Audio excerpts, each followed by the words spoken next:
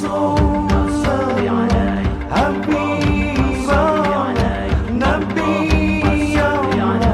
الشفيع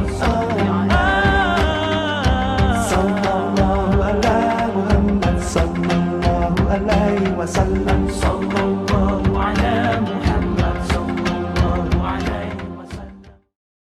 Yang pada malam hari ini kembali mempertemukan kita bersama di Majelis Bentala Syuhada ke-29 di ruangan yang sama ya, yakni ruangan Zoom ini. Dan tema kita pada malam hari ini adalah manusia dan pendidikan, tantangan revolusi digital. Yang kedua, salat salam juga tak lupa kita curahkan kepada Nabi besar Muhammad SAW yang syafaatnya kita nantikan di akhirat kelak. Baik, para peserta sekalian, seperti biasa di malam hari ini kita bersama-sama berkumpul di room Zoom milik Bentala, Yayasan Bentala Tamadun Nusantara, di mana pada malam hari ini kita kembali mengikuti Majelis Bentala Syuhada yang mana telah mencapai edisi ke-29, dan di edisi kali ini kita akan membahas tentang manusia dan pendidikan dan hubungannya hubungannya dengan revolusi digital. Dan insya Allah kita sudah dibersamai oleh pembicara pada malam hari ini, yakni Saudara Wisnu Alamin Esos, yang mana beliau merupakan peserta program kaderisasi ulama PKU Gontor ke-11. Baik, langsung saja karena beliau sudah hadir bersama kita di sini, kepada Mas Wisnu Alamin, waktu yang tepat kami persilahkan. Ya, sebelumnya terima kasih untuk Mas Fardan atas kesempatannya. Assalamualaikum warahmatullahi wabarakatuh. Innal hamdalillah nahmaduhu wa nasta'inuhu wa nastaghfiruhu wa na'udzu billahi min shururi anfusina wa sayyiati a'malina may yahdihillahu fala mudilla lahu wa may yudlil fala hadiyalah. Asyhadu an la ilaha illallah wa asyhadu anna Muhammadar Rasulullah, amma ba'du.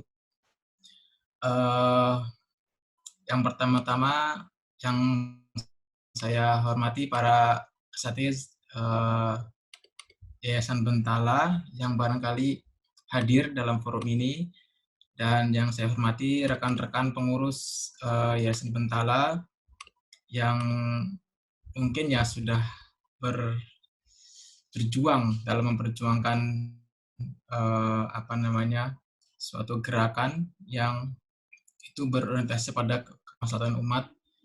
Dan yang saya hormati juga para hadirin sekalian yang telah meluangkan waktunya pada kesempatan malam hari ini untuk dalam rangka ini ya, saya lebih sering menyebut sharing ilmu gitu daripada menimba ilmu, karena posisi saya sendiri belum sebagai guru gitu posisinya, seperti itu. Nah, yang pertama-tama saya ingin disclaimer dulu bahwa materi yang saya sampaikan ini itu bukan dalam rangka untuk memberikan suatu pemahaman atau memberikan suatu penjelasan terkait dengan manusia dan pendidikan dan bagaimana tantangan digital, karena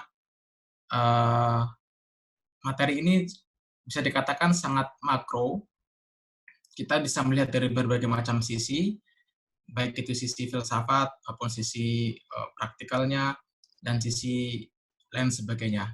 Nah, mungkin konteksnya malam hari ini kita nanti akan lebih coba berdiskusi lebih banyak, menggali bagaimana kita sebagai generasi muda umat Islam yang masih diberikan giroh untuk memperjuangkan Islam di era yang cukup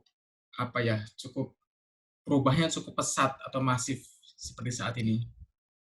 Nah, saya akan share screen terlebih dahulu.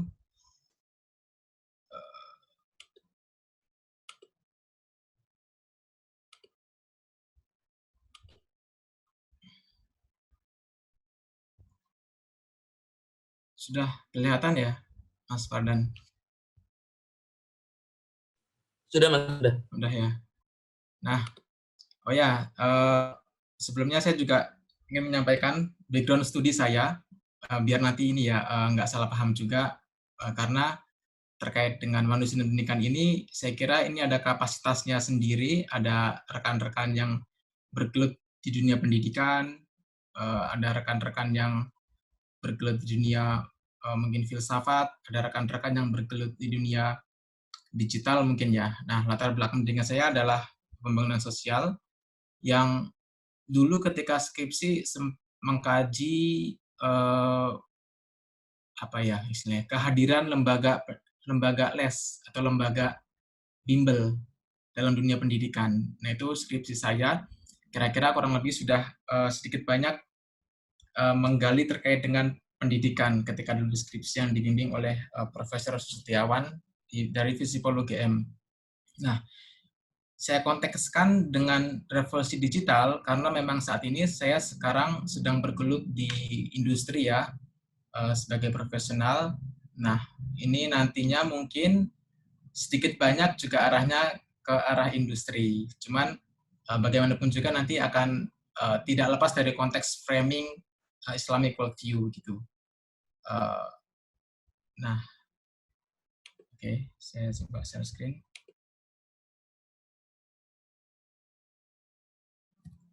Nah, yang pertama kita perlu memahami ya, perlu mencoba melihat pergeseran suatu pattern hubungan antara 3 dimensi, yaitu manusia, pendidikan, dan industri. Karena saya kira ketiga hal inilah yang kemudian menjadi suatu menjadi suatu penggerak dalam roda baik itu sifatnya negara maupun regional bahkan internasional. Karena nggak lepas dari ketiga hal ini. Bahkan ketiganya saling bertautan satu sama lain. Nah, kalau dulu itu polanya seperti yang gambar di kiri, itu pendidikan, manusia, industri, ini kira-kira hubungannya itu ini apa ya? Masih memiliki independensi satu sama masing-masing. Pendidikan memiliki independensi, cuman juga bisa berkaitan dengan industri, begitupun manusia yang menjadi aktornya itu masih memiliki independensi dalam hubungannya dengan industri pendidikan. Contoh realnya adalah ketika dulu mungkin kita di era di era SMP lah atau SD gitu, ketika sudah ada handphone atau komputer, kita nggak menjadi ketergantungan, kita masih independen, kita masih bisa melakukan aktivitas terus dengan tanpa harus ada handphone atau mungkin komputer, PC gitu ya, itu ya belum ada laptop, masih jarang sekali, belum ada tidak menjadi tergantung. Jadi kita masih bisa belajar, masih bisa berkembang secara cepat dengan tanpa ada bantuan dari teknologi secara langsung gitu. Kemudian di sektor industri, manusia dengan industri juga sama. Ketika dulu misalkan gini, untuk misalkan magang lah atau mungkin lowongan pekerjaan. Nah, manusia dengan industri itu ketika nggak punya mobile phone atau HP nggak masalah karena sifatnya bisa datang langsung atau melihat di papan pengumuman di kantor-kantor industri dan seterusnya. Nah, pada intinya dahulu itu masing-masing tiga dimensi ini itu masih memiliki independensi dan bisa berhubungan, dan implikasinya itu tidak sangat berpengaruh banyak. Nah, berbeda dengan kondisi sekarang. Kondisi sekarang itu rasanya sulit.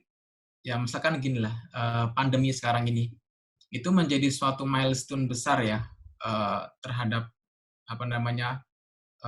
percepatan terjadinya revolusi digital manusia dan pendidikan misalkan. Nah, sekarang itu para siswa itu nggak bisa belajar tanpa adanya smartphone. Dia akan ketinggalan banyak materi, bahkan dampaknya sangat signifikan, nggak bisa menghadiri dalam kelas bersama guru dan teman-teman secara online. Nah, mirisnya fenomena ini juga tidak berjalan mulus, berdampak positif. Beberapa waktu yang waktu silam ya, itu di media mainstream memberitakan bahwa ada pemuda siswa-siswa di Sulawesi itu sampai rela mencuri atau jambret ya handphone dengan alasan untuk bisa beli smartphone karena kebutuhan untuk bisa mengikuti pendidikan gitu.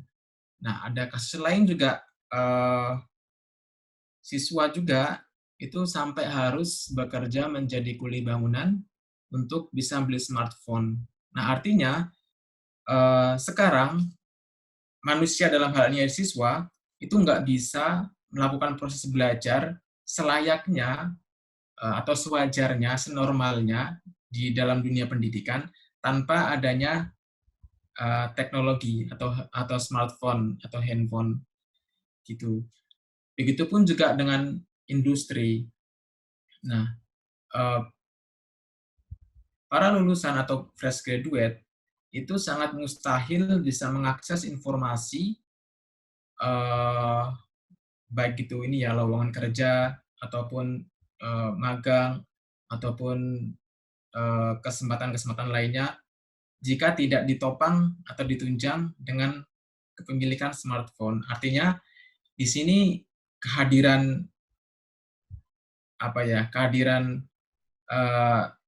teknologi atau dunia digital itu merubah atau menggeser pola manusia, pendidikan, dan industri. Nah, itu kalau kita lihat gambar di kanan, itu polanya menjadi suatu yang sifatnya satu kesatuan. Jadi itu saling gini, prosesnya itu saling berpengaruh satu sama lain, gitu, saling dalam satu pusaran.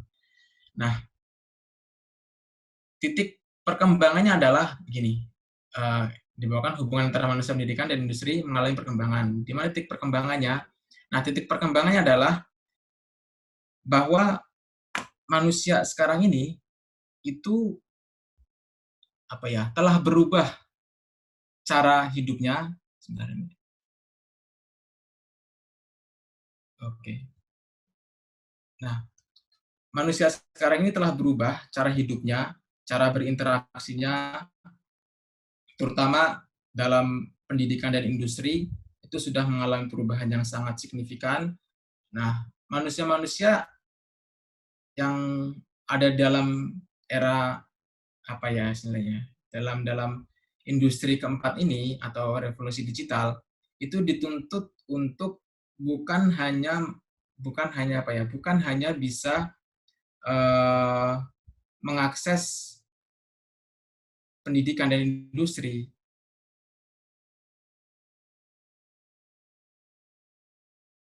tapi juga untuk mampu menyeleksi informasi. Misalkan gini, kalau dulu mungkin manusia siswa dengan sekolah dengan perusahaan misalkan gini, siswa atau pelajar atau fresh graduate dengan sekolah dengan pelajar itu sangat sekali palsu lah. Nah, sekarang di era sekarang ini itu manusia, pendidikan, dan industri yang digerakkan oleh digitalisasi itu harus mampu menyeleksi apa-apa yang ada di dalamnya supaya kemudian tidak salah langkah dan tidak salah langkah gitu intinya. Nah, itu kemudian disitulah titik perkembangannya. Jadi ada pergeseran cara bagaimana manusia menyikapi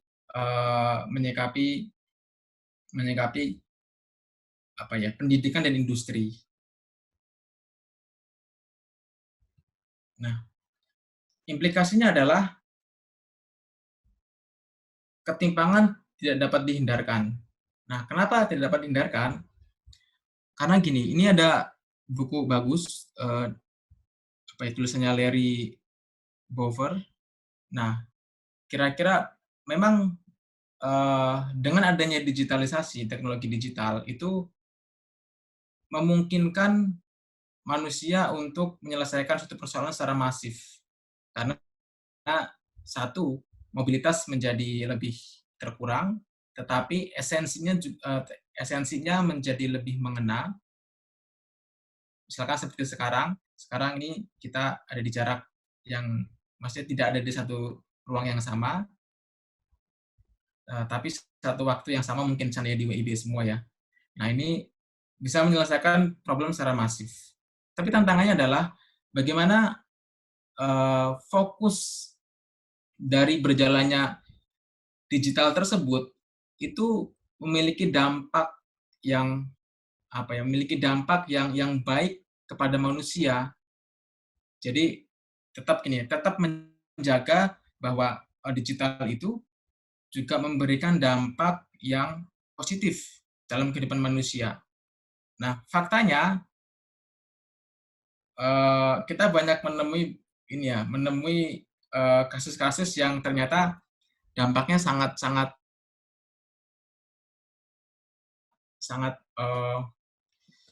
tidak mengenakan. Misalkan dulu kasus pembunuhan anak remaja dengan balita itu karena sering nonton film yang berbau pembunuhan. Kemudian seperti aplikasi-aplikasi yang itu memberikan suatu dorongan ide untuk mengikuti bagi anak-anak gitu. Nah, itu saya kira itu menjadi tantangan tersendiri bahwa digital ini itu juga harus diarahkan kepada suatu dampak yang positif. Nah, ketimpangan yang dimaksud di sini adalah gini. Orang-orang yang mampu mengakses teknologi yang maksudnya digital itu hanya orang-orang yang memiliki resources. Nah, ketimpangannya baik skala mikro maupun skala makro. Contoh misalkan skala mikronya. Skala mikro, oke, manusia gini, misalkan ada banyak orang sama-sama memiliki smartphone, tapi orang tersebut itu sejatinya mengalami ketimpangan. Contoh, ada yang orang pertama, dia mampu menyeleksi suatu informasi mana yang benar, mana yang salah. Yang kedua, mungkin tidak mampu. Yang ketiga, justru nanti malah menjadi pelaku dari penyebaran berita-berita yang. Nah, itu kan dari sisi kemampuan ketimpangan. Nah, kemudian skala yang lebih luas, orang yang punya smartphone dan nggak punya smartphone. Nah, di situ nanti dampaknya orang yang memiliki smartphone akan mengalami perkembangan pertumbuhan yang lebih cepat ketimbang orang yang tidak memiliki smartphone. Lebih luas lagi, nanti daerah-daerah yang punya akses jaringan yang bagus, itu akan lebih mudah untuk istilahnya up to date dengan kondisi kekinian, berita-berita, informasi, dan seterusnya, ketimbang daerah-daerah yang tidak ada jaringan atau jaringannya yang lemah. Nah, di sini ketimpangan bukan hanya ketimpangan soal ekonomi saja ternyata, tapi berkembang menjadi ketimpangan yang lebih kompleks. Nah, kita masuki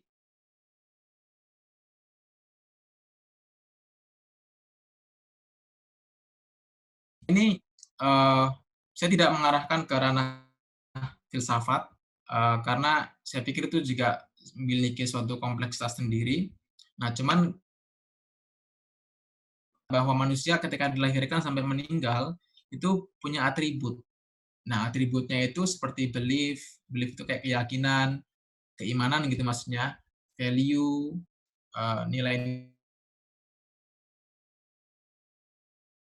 nilai, kemudian relationship, hubungan, kemudian feeling, perasaan, kemudian produktivitas, ini seperti tindakan, kemudian knowledge ini baik itu yang sifatnya general maupun yang kemudian spesifik, dan religion, dan material ini lebih kepada benda-benda fisik yang dimilikinya, kemudian language, bahasa, kemampuan bahasa, kesehatan, dan seterusnya. Nah, atribut-atribut inilah yang kemudian itu melekat pada manusia. Nah, kemudian kalau kita lihat ini gambarnya dari mulai bayi sampai sampai sampai gambar rib itu kira-kira atribut ini benar-benar disadari oleh manusia itu setidaknya di fase ya ketika remaja sampai sampai ini ya sampai sampai usia eh, usia ini usia sampai sebelum pikun. Nah, itu saya juga tolak ukurnya sulit ya. Maksudnya sampai dia masih sadar. Walaupun tua ketika masih sadar, itu saya pikir masih sadar terhadap atribut-atributnya. Dari misalkan bayi sampai anak-anak, saya pikir belum sadar. Nah, atribut inilah yang kemudian akan mempengaruhi manusia itu menjadi seperti manusia seperti apa. Cara pandangnya, kemudian cara bertindaknya, kemudian bagaimana dia mengarahkan pertumbuhan dirinya. Nah, atribut inilah yang menentukan. Atau simpelnya nanti ini tergantung worldview-nya lah, kira-kira gitu. Apakah worldview yang dipakai worldview berdasarkan agama, dalam hal ini mungkin worldview Islam, atau worldview lainnya. Nah, itu kira-kira seperti itu. Nah, cuman ini kan gini, ini kondisi idealnya seperti ini. Ada atribut-atribut yang seharusnya semua atribut itu saling berkorelasi satu sama lain, yang kemudian maksudnya saya dia terinternalisasi dan kemudian tereksternalisasi menjadi sebuah tindakan semua atribut itu. Nah, ini realitasnya ternyata nggak semudah itu ya, bahwa ternyata manusia itu diciptakan oleh Allah itu nggak seperti wayang yang dimainkan dalang. Artinya manusia juga diberikan akal, di mana manusia itu bisa menentukan kemana dirinya harus bergerak, berbeda dengan hewan mungkin ya, dan juga malaikat yang di sini manusia memiliki tanda kutip kebebasan untuk memilih dirinya mau seperti apa. Nah, di dunia ini ada data sampai tahun 2019, ini kira-kira penduduk dunia ini sudah sampai sekitar 7, sekian miliar lah. Gitu. Nah, pertanyaannya dari 7 sekian miliar itu, berapa persen sih yang kemudian mampu untuk mencoba memahami, menyadari atribut-atribut yang dimilikinya yang kompleks itu menjadi sebuah tindakan yang nyata dalam kehidupannya. Ya, saya nggak tahu perhitungnya seperti apa, dan belum dapat datanya juga, dan nggak tahu datanya ada di mana orang-orang yang mampu melakukan itu. Cuman kira-kira seandainya kita berkaca pada orang mukmin ya, muslim mukmin gitu, itu saya kira mampulah untuk mengaktualisasikan dirinya berdasarkan atribut yang tadi sangat kompleks itu. Nah, itu cuman berapa persentasenya dari 7 sekian miliar itu, nah itu Allah alam. Saya juga nggak tahu datanya. Nah, dari jumlah manusia ini yang banyak ini, itu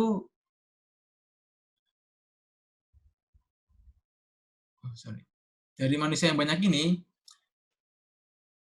tentu dong manusia itu kan tadi dibekali oleh akal oleh Allah.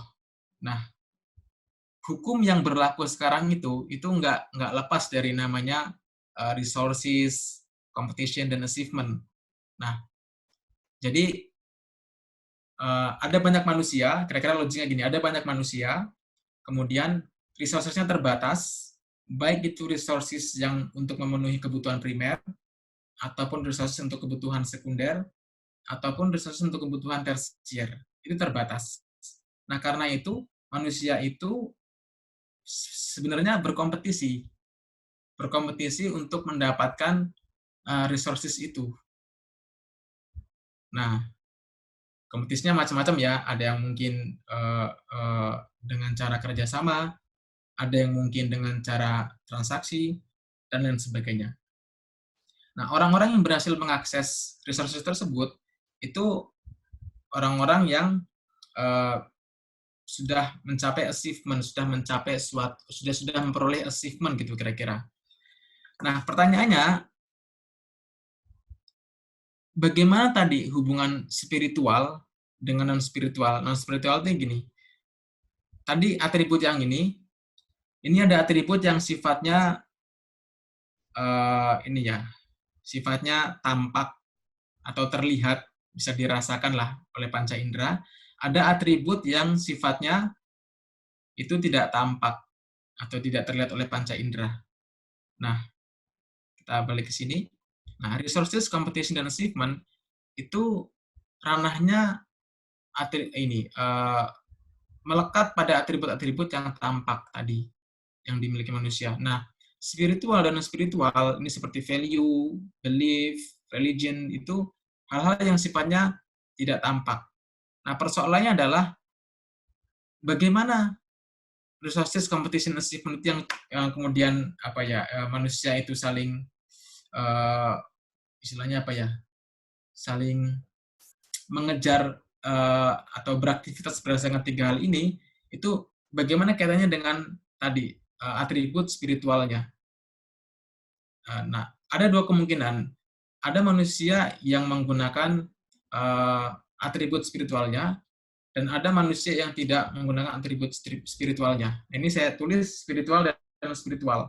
Nah, kelima aspek ini ya saling istilah itu, saling tarik ulur dalam kehidupan manusia.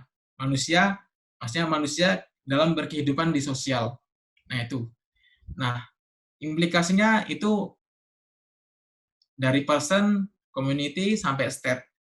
Nah, bagi orang-orang yang bisa memadukan antara resources dalam memperoleh resources, memadukan dengan atribut spiritualnya, maka mungkin dia akan gini. Maksudnya gini, orang tersebut akan melihat bahwa materi atau benda atau sifat itu di luar dari hal yang tampak. Contoh misalkan misalkan orang yang bisa minum air putih. Nah, orang yang berhasil memadukan dengan spiritualnya itu tidak hanya melihat bahwa ketika dia berhasil memperoleh air untuk diminum, itu bukan hanya air yang dilihat, tapi dari mana air ini ada, kenapa air ini ada, kenapa air ini bermanfaat untuk manusia. Nah, dia akan mampu sampai berpikir ke ranah tersebut. Nah, beda dengan orang-orang yang mencoba menegasikan non-spiritualnya, ya dia nggak berpikir, yang penting, oke, ada air terbatas, saya mendapatkan air, saya minum, ya saya tidak merasa haus lagi, kebutuhan saya terpenuhi. Nah, akan membentuk corak-corak kehidupan seperti itu. Nah, baik di tingkat person atau individu, kemudian tingkat komunitas atau masyarakat ya, sampai ke tingkat negara. Nah, ini kalau di breakdown lagi mungkin agak banyak. Nah, kira-kira seperti itu. Akan membentuk suatu kehidupan yang memiliki corak tersendiri dari tingkat person sampai tingkat state. Nah, implikasinya adalah gini. Ini kan resources, competition, dan achievement. Nah, implikasinya dalam konteks sekarang ya, maksudnya dalam kehidupan yang kita alami sekarang, itu ada yang dinamakan human development. Kenapa human development?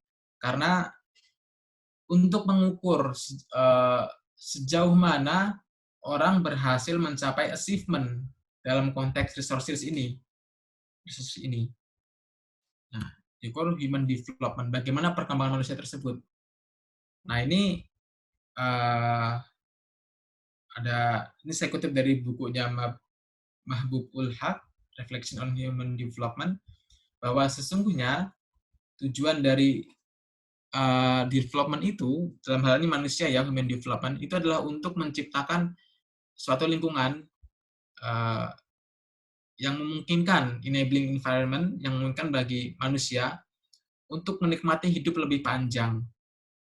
Ya, ini misalkan ini ya, terkait dengan kesejahteraannya, ekonominya, gitu kira-kira. Kemudian healthy, kesehatannya, dan creative lives. Nah, creative lives ini terkait dengan kira-kira pekerjaannya gitu. Bahasa gampangnya pekerjaannya. Nah, kalau kita berkaca pada human development, maka jika kita tarik ke sini, itu kita bisa melihat bahwa ternyata human development itu masih belum masuk ke ranah hal-hal yang sifatnya spiritualitas. Ya, contoh misalkan gini, tidak gini, dalam pengukuran HDI (Human Development Index) itu belum mampu mengukur bagaimana feelingness, perasaan. Contoh misalkan gini, orang Gunung Kidul ini, dulu saya dapat informasi ini dari dosen, orang Gunung Kidul itu tingkat kebahagiaannya akan lebih bahagia dengan hal-hal yang sifatnya ketenangan, ketentraman, nggak sunyi, maksudnya sifatnya tenang, nggak rame, nggak riuh gitu. Itu orang-orang di Gunung Kidul. Nah, artinya apa? Artinya bahwa hal-hal yang sifatnya mungkin ini ya, transportasi seperti di Jakarta gitu, itu justru kalau kita menggunakan HDI itu justru menjadi suatu nilai yang baik. Cuman kalau masyarakat tadi kita berkaca masyarakat Gunung Kidul itu sebaliknya. Nah, itu yang kemudian tidak mampu dijawab oleh Human Development Index seperti itu. Walaupun memang sudah mulai ada banyak tulisan kritik mengenai HDI, cuman saya kira HDI ini masih menjadi mainstream di berbagai macam negara. Oke, nah kita masuk ke konsep pendidikan. Tadi manusia kira-kira seperti itu, secara ringkasnya, dan sekarang masuk konsep pendidikan. Nah, pendidikan ini ringkasnya lagi, karena pendidikan ini saya kira cukup panjang ya, dan saya juga tidak punya kapasitas yang banyak untuk membahas itu. Nah, kira-kira pendidikan itu adalah proses menuntun dan mengarahkan manusia agar menjadi manusia yang bertanggung jawab seutuhnya. Nah, ini pendidikan dalam artian ya pendidikan formal gitu, kira-kira. Goal sasarannya adalah kognisi, afeksi, dan psikomotor. Nah, kenapa di sini saya tambahkan bertanggung jawab seutuhnya? Karena gini, bertanggung jawab bukan hanya pada dirinya sebagai pelajar atau bertanggung jawab mendapatkan nilai yang bagus, belajar yang benar. Tapi bertanggung jawab di sini yang saya maksud kata seutuhnya itu adalah dia mampu bertanggung jawab secara horizontal dan juga vertikal. Nah, horizontal itu adalah kehidupan sosialnya. Nah, vertikal itu bertanggung jawab kepada dia dengan ya zat yang menciptanya. Kira-kira gitu. Nah, itu konsep pendidikan seperti ini. Nah, ini prosesnya. Proses untuk tadi manusia yang bertanggung jawab seutuhnya. Jadi ada input dari siswa, instrumen inputnya ada kurikulum, guru, sapras, dana, manajemen, dan sumber-sumber dan sebagainya, dan lingkungan keluarga, masyarakat, dan sekolah. Nah, itu menjadi output atau lulusan mungkin ya, atau lulusan mungkin kalau dari SMP, saya lulusan SMP, SMA, lulusan SMA, perguruan tinggi, lulusan perguruan tinggi. Nah, yang jadi soal adalah bagaimana tadi atribut yang tadi dalam manusia itu, tadi yang di slide sebelumnya, itu diproses dalam pendidikan ini. Nah, itu menjadi soal. Ada ketika dulu saya mengerjakan skripsi, ketika saya coba interview dengan beberapa student, itu gini, orientasinya itu udah begini-gini. Siswa, orientasinya itu sudah bergeser di dalam sekolahnya. Nah, jadi orientasi lulus siswa itu adalah masuk sekolah yang favorit, masuk sekolah atau masuk perguruan tinggi yang favorit.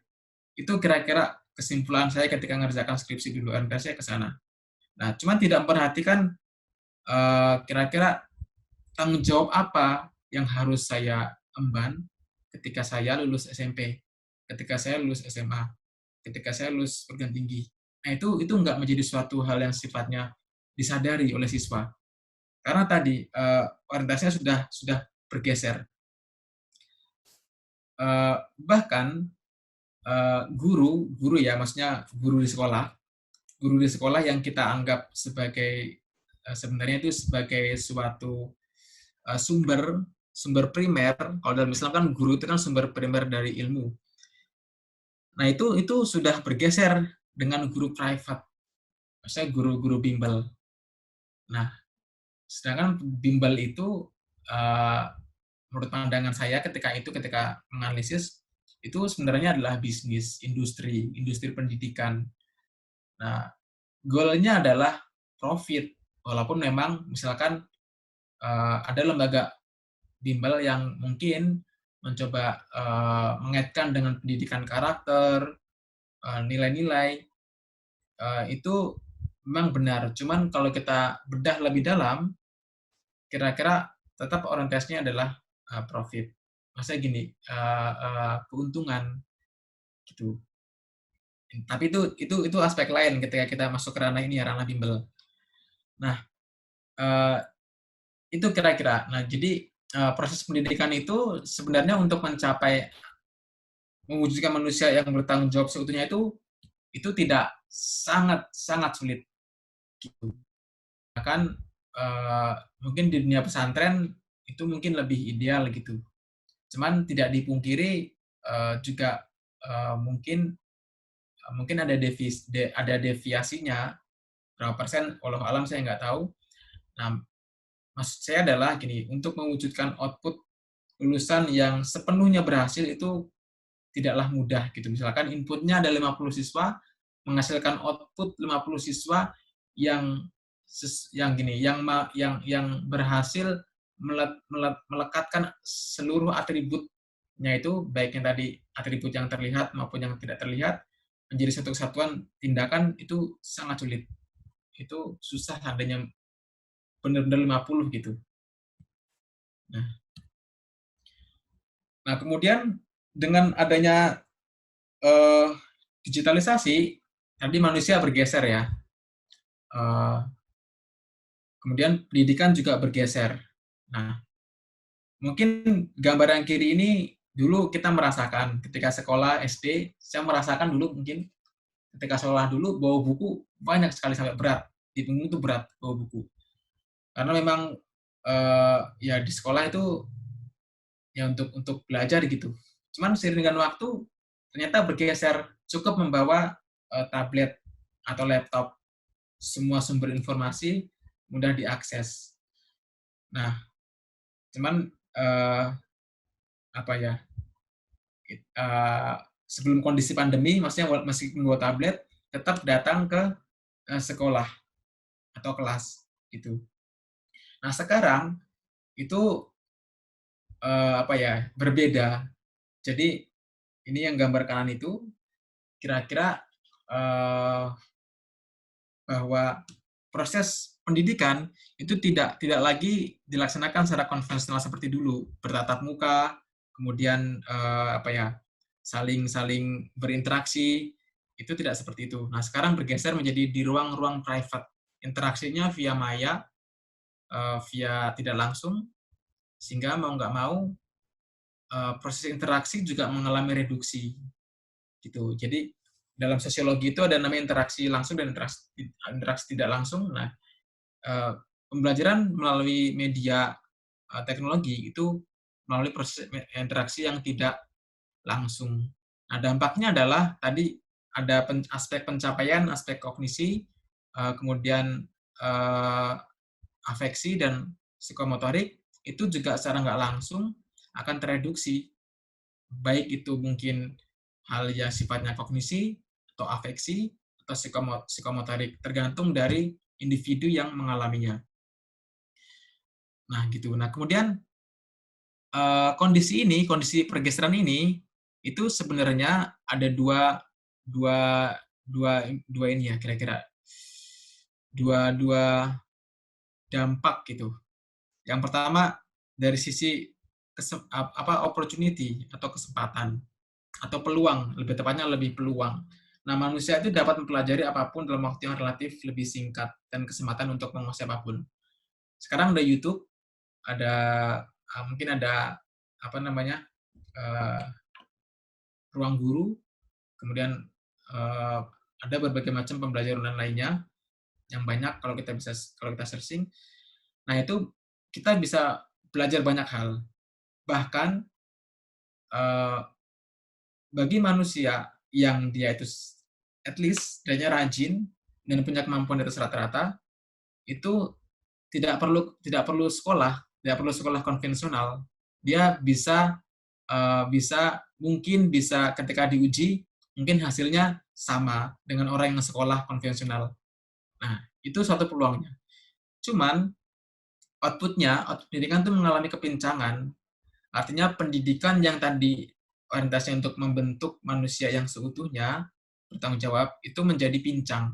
Jadi ada aspek-aspek yang itu tidak terpenuhi secara maksimal sehingga akan berdampak pada atribut manusia tadi, apakah atribut value-nya atau atribut belief atau atribut relationship-nya dan seterusnya. Nah, ini dampak dari pergeseran pendidikan ketika mengalami ini ya ada dalam pusaran revolusi digital. Nah, sekarang kita bergeser ke konsep industri. Industri ini kira-kira simpelnya adalah memproduksi barang jasa yang memiliki nilai. Maksudnya memiliki nilai adalah yang bisa dijual ya, bisa dijual, memiliki harga. Kurang lebih seperti itu. Nah, ruang lingkup industri ini itu setidaknya itu ada dua, yaitu bahan baku dan aktivitas. Bahan baku ini mungkin lebih ke ini ya, ke value chain atau rantai nilainya, ketersediaannya, misalkan gini, industri migas. Industri migas itu bisa berjalan ketika ada bahan bakunya. Ya mungkin ketika ada ketersediaan minyak mentah, kemudian ya minyak mentah kalau migas. Kemudian gas ya, tadi gas. Kemudian industri mungkin kelistrikan. Memang ada perkembangan. Jadi kayak sejauh ini industri kelistrikan itu masih menggunakan bahan baku batu bara. Nah, cuman seandainya batu bara habis, ya mungkin secara data batu bara itu masih tersedia sampai 50 tahun yang akan datang. Nah, cuman misalkan seandainya udah habis dan belum siap untuk bergeser ke mungkin bahan baku yang ramah lingkungan, misalkan solar ya, menggunakan surya, nggak siap, otomatis berhenti itu industri itu. Nah, kira-kira gitu bahan baku. Emas, misalkan emas juga, selama masih ada tambangan, ada ketersediaan emas, mungkin emas masih diproduksi.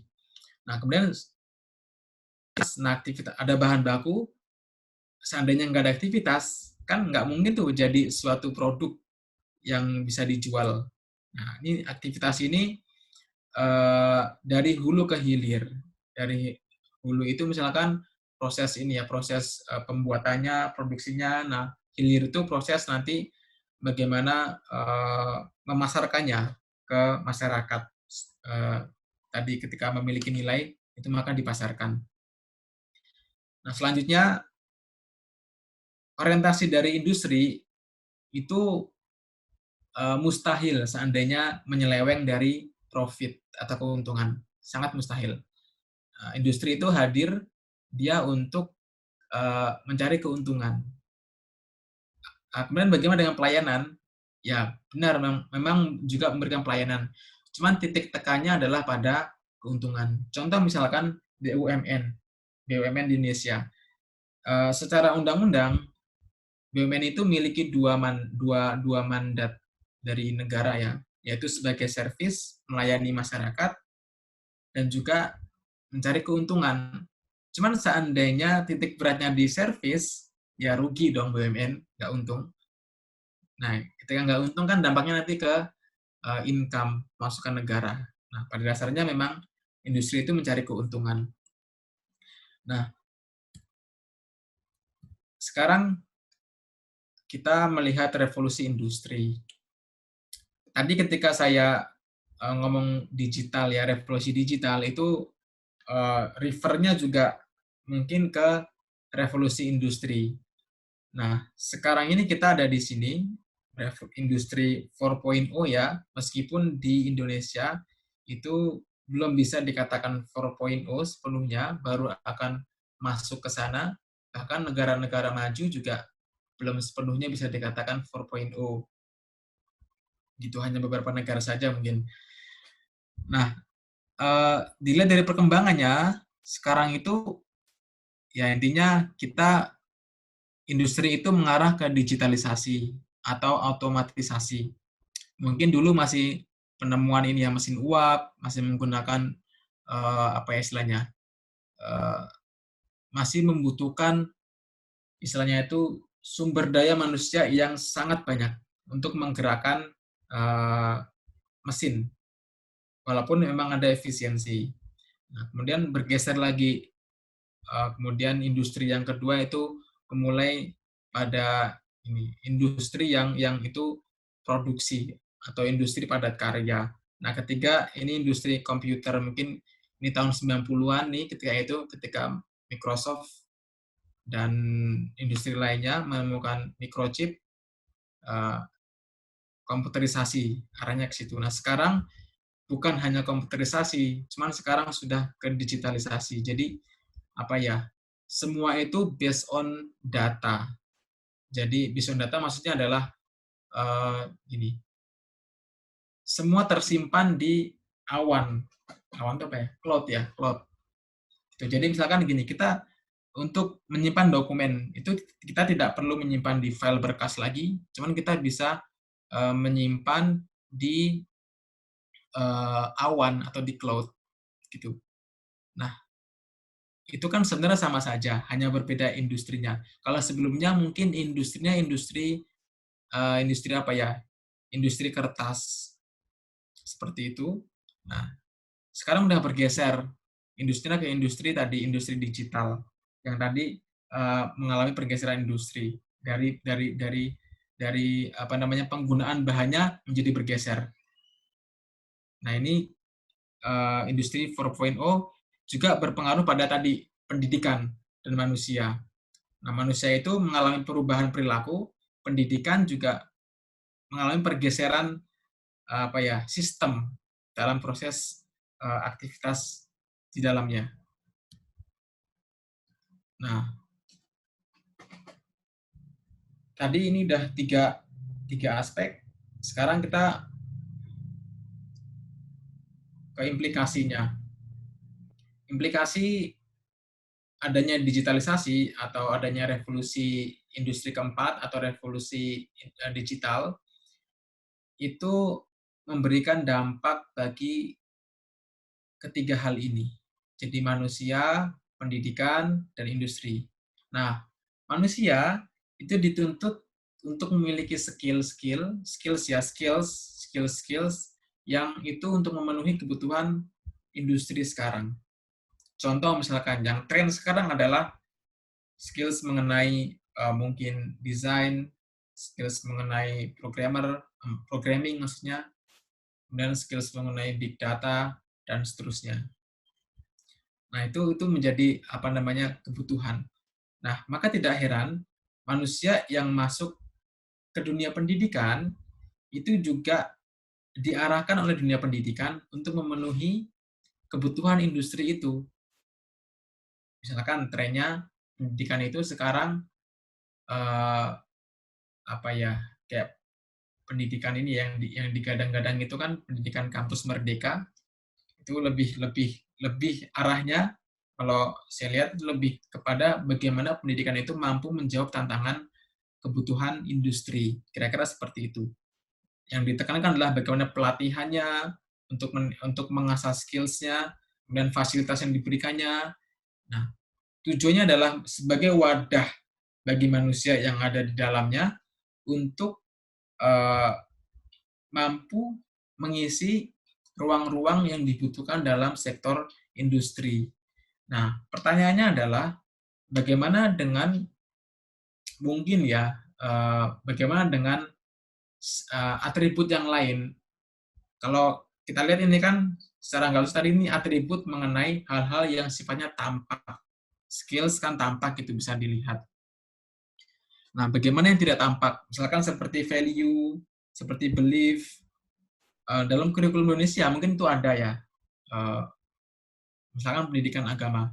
Nah, bagaimana hal itu? Porsinya seperti apa? Apakah lebih sedikit atau lebih banyak? Nah, ini memang yang menjadi tantangan. Tantangan dalam bagaimana manusia pendidikan untuk memenuhi industri. Nah, bagi industri juga memiliki kepentingan, jadi butuh manusia yang punya skills, butuh bahkan kerjasama dengan institusi pendidikan yang mampu memberikan supply sumber daya manusia yang bisa meningkatkan inovasi dan pertumbuhan yang berorientasi pada produktivitas, efektivitas, dan efisiensi. Nah, ini implikasinya atau dampaknya.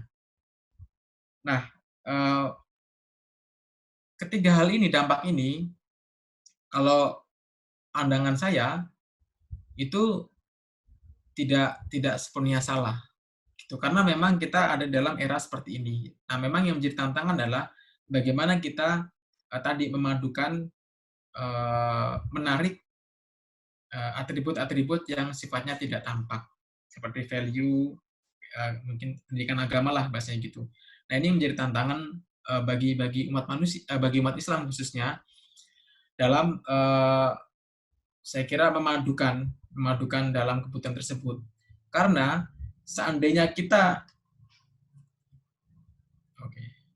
kita geser aja deh. Nah, karena seandainya kita tidak mampu merespons itu secara positif, pasti ini ya, suatu pola ini tidak bisa mampu merespons secara positif, itu dampaknya ya umat sendiri yang akan merasakan. Ya mungkin akan keterbelakangan, mungkin sekarang lah, bahasanya sekarang gitu. Mana umat Islam yang kira-kira berhasil membuat suatu produk digital gitu, atau produk industri yang bisa dikonsumsi oleh publik, kan belum ada gitu. Sementara kalau kita berkaca dulu pada peradaban Islam, itu sangat banyak yang dihasilkan oleh umat Islam. Nah, sekarang kan tidak sekarang sebaliknya kondisinya gitu. Nah, cuman itu bukan menjadi suatu persoalan yang harus yang harus disedihkan atau yang harus dicoba ya kita harus diam saja, tidak seperti itu. Nah, cuman tantangannya adalah ada mungkin tiga respons yang menjadi possibility atau menjadi suatu kemungkinan umat Islam mengikuti arus utama. Maksudnya arus utama ini adalah membiarkan interaksi hubungan manusia tadi ketika di pendidikan untuk mengasah skills, kemudian dari industri pendidikan kemudian masuk ke industri, kemudian menjadi istilahnya tanda kutip bahasa ya, alat produksi dalam produktivitas dari industri tersebut. Nah, itu arahnya seperti itu normatifnya. Karena yang dicari adalah tadi keuntungan profit gitu. Mengikuti arus utama itu, atau yang kedua tidak beradaptasi. Maksudnya tidak beradaptasi adalah kita seperti gini aja gitu. Misalkan contoh ya, misalkan ada berbagai macam industri fintech, kemudian industri mengenai kursus online untuk pendidikan, maksudnya ke arah sana. Itu kita menikmati aja, kita tidak beradaptasi, kita menikmati saja dan tidak menjadi pemain dalam industri tersebut. Seperti itu yang kedua. Atau yang ketiga, kita bersifat pasif. Nah, bersifat pasif ini mungkin lebih tepatnya kita cenderung mencemooh. Masih mencemooh adalah apa ya? Islam itu ya paling hebat. Maksudnya gini, maksud saya adalah Islam itu gini, pihak-pihak yang mengatakan, oke, kita Islam itu yang paling hebat karena kita eh, maksudnya yang paling umat paling besar. Nah, cuman dia pasif. Pasif ini gini, terhadap suatu fenomena perkembangan industri itu hanya memblaming. Maksudnya blaming itu menyalahkan. Harusnya kita gini, oh itu produk buatan luar, kita nggak usah pakai itu, dan seterusnya. Jadi kita tidak mampu, gini, kita tidak melakukan sebuah tindakan yang real, tapi hanya menyalahkan. Saya pikir ini ada beberapa rekan-rekan kita yang masih bersikap seperti ini. Nah, ya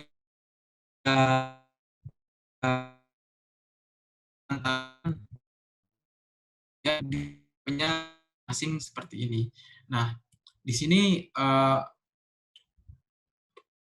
dalam benak saya itu umat Islam itu kayaknya harus harus menempuh jalan ketiga. Jalan ketiga adalah jalan alternatif, the third way gitu.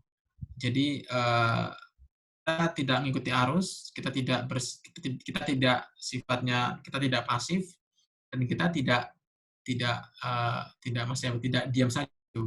Islam itu harus mampu mengambil jalan ketiga. Nah, yang saya bayangkan itu adalah strateginya dengan, tadi kan ini kondisi Indonesia dan industri, ini suatu fakta yang sedang kita hadapi sekarang, dan memang kita sebagai menjadi pemain atau menjadi penikmat dalam produk industri digital, dengan manusianya, dengan institusi pendidikan yang mungkin dimiliki oleh umat Islam, kita belum mampu menjadi aktor aktif gitu. Nah, strateginya adalah saya pikir itu bersifat kooperatif. Maksudnya bersifat kooperatif adalah gini, ada industri itu kita mau nggak mau akan masuk ke dimensi ini ya, mungkin tanda kutip liberal, mungkin riba dan sebagainya. Itu saya pikir itu konotasi yang melekat di kalangan aktivis ketika melihat industri gitu. Nah, cuman faktanya penggerak roda ekonomi, penggerak negara itu adalah industri. Bahkan industri itu mampu menggerakkan negara. Contoh lah misalkan pejabat-pejabat sekarang itu yang di Indonesia, itu kan orang-orang yang ada dalam industri, orang-orang yang bergerak di sektor apa istilahnya?